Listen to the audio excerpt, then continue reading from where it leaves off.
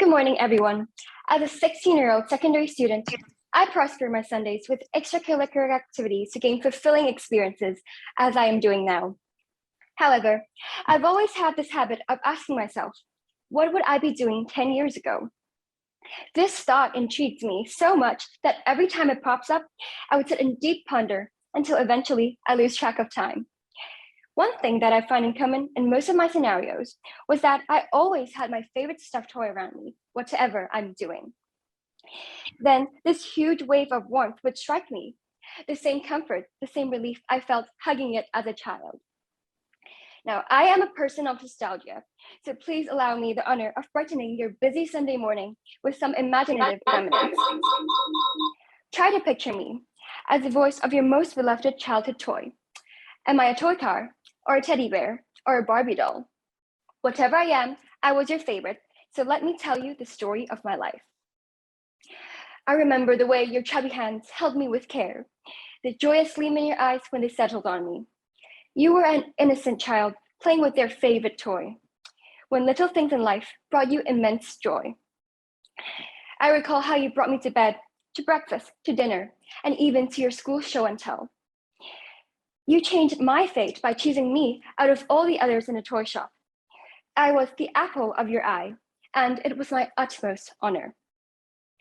I also witnessed your many firsts, your first tooth loss, your first time riding a bike without falling, your first pronunciation of different words, the relationship and bonds you formed with people you met, and the laughter and quarrels you shared with your childhood best friend.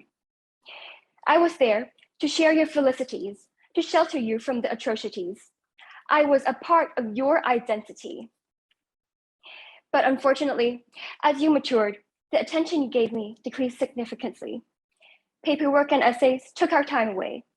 Textbooks and worksheets replaced my spot in your now larger, firmer grip. The captivated gleams in your eyes that once shone on me now dimmed into pools of listless black, until eventually your indifference became oblivion. Now, you may even be clueless of my current location. Am I under your bed? Or am I banished far into the depths of your supply closet?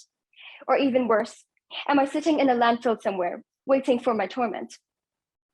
Is this what maturing in society means? Now, as we mature, we are gaining more experiences and knowledge, but at the same time, we are unconsciously losing bits and pieces of ourselves that once contributed to who we are.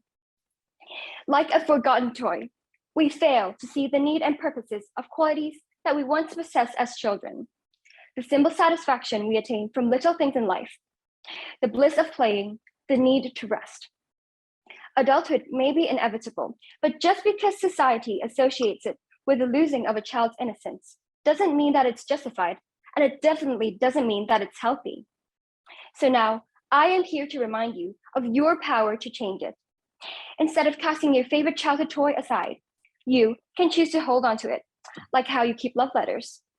You can give yourself the occasional pleasure to indulge in the remnants, to take breaks, to find joy in little things, to embrace life with a passion and zest equivalent to that of a child, to grant a happy ending to the story of your toy. Thank you. All right, thank you very much, Sonia, for your speech. Let's now move on to the Q&A portion. Good morning, Sonia.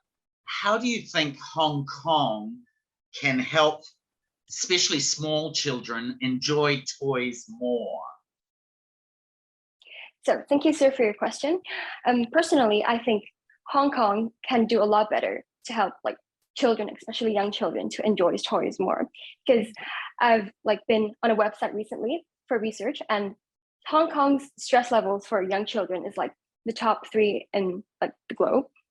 And I think it's really sad to see that. And a lot of my friends who have my aunties and uncles who have children, I see that their children are always having different tutorial classes. They want to be the top tier children of their parents' idyllic dreams. And I think it's a good intention, but at the same time, I think the government especially should really promote the idea that playing is a way of learning, and playing with toys especially can help a child develop a lot of different skills, such as maybe cognitive skills, because you're dealing something with your hands, and which will improve your maybe dexterity.